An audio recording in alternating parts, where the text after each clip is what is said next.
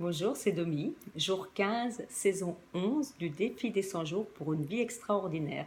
Me voici donc à la troisième semaine où je clarifie mes intentions et les manifeste. Donc j'ai repris mon intention que j'ai posée le premier jour, c'est-à-dire l'intention d'apprendre la meilleure méthode de communication pour avancer dans mes projets. Et c'est ce que je suis en train de faire. Donc je passe en mode observation. J'essaye d'écouter, je me mets plus en mode écoute et je continue à lire la PNL pour les nuls. Donc, cette troisième semaine, c'était plutôt à voir si, à apprendre sur notre intuition, à écouter notre intuition et à faire quelques exercices de visualisation. Et là, ça me plaît beaucoup parce que c'est voir dans son futur, voir son futur. Et donc, je suis heureuse d'avoir fait ce choix d'intention. Et le fait d'observer et de voir qu'est-ce que ça me renvoie, ce mode de communication, hein, puisque je suis en train de lire la PNL pour les nuls, ça me renvoie beaucoup de choses que j'ai à travailler moi. Je me rends compte qu'en fait, moi j'utilise beaucoup Ho'oponopono pour travailler sur mes émotions. Et que la PNL, c'est marrant parce que j'y vois un lien. Je vois que la méthode, elle ressemble étrangement à ce qu'on fait avec Ho'oponopono. Sauf qu'il y en a un, c'est plutôt théorique, mécanique, alors que l'autre est plutôt en y mettant de l'amour à l'intérieur de soi.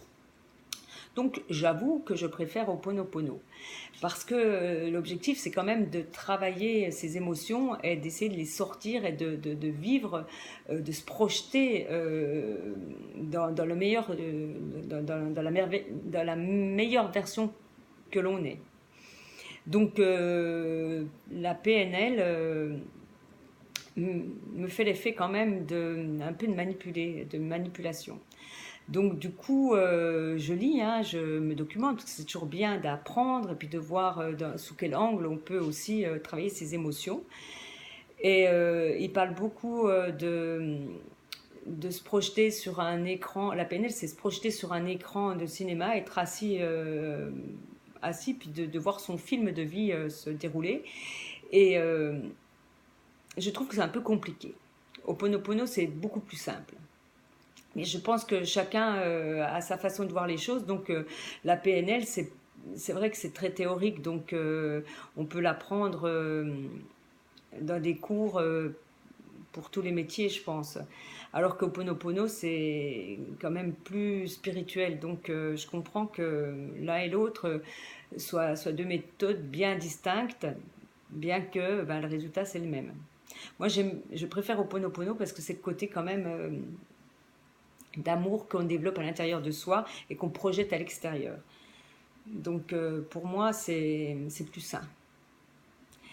Ce qui me gêne un peu dans la PNL, c'est ce côté, si on la maîtrise bien, hein, on manipule son sujet qui est en face. Hein, donc ça me gêne un peu. Et ça me met un peu mal à l'aise. J'avoue que j'ai un peu plus de mal avec ce défi parce que ça vient titiller des parties de moi qui ne sont pas à l'aise. Je vais donc persévérer, je vais donc continuer quand même à lire cette PNL jusqu'au bout, cette PNL pour les nuls jusqu'au bout.